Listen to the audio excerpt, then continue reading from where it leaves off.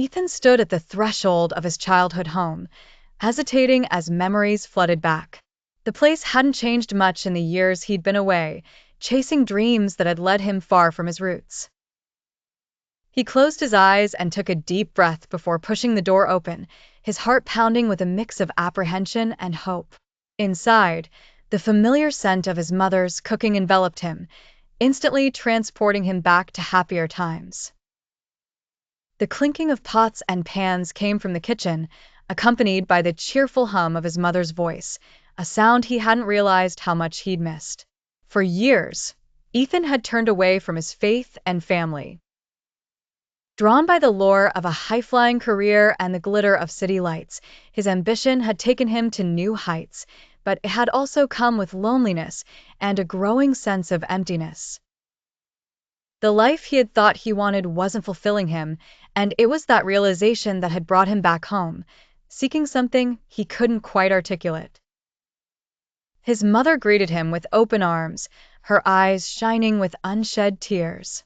"Ethan, you've come back," she said, her voice filled with warmth and the unmistakable love that only a mother could offer. In that moment, Ethan felt a flood of emotions, relief, love, and a poignant mix of gratitude and regret. The days that followed were filled with quiet conversations and shared meals. The simple routines of family life slowly weaving themselves around Ethan once more. But there was one thing that still felt out of place: his faith. One Sunday morning, with a gentle nudge from his mother, Ethan found himself sitting in the wooden pews of the small church he'd once attended as a boy.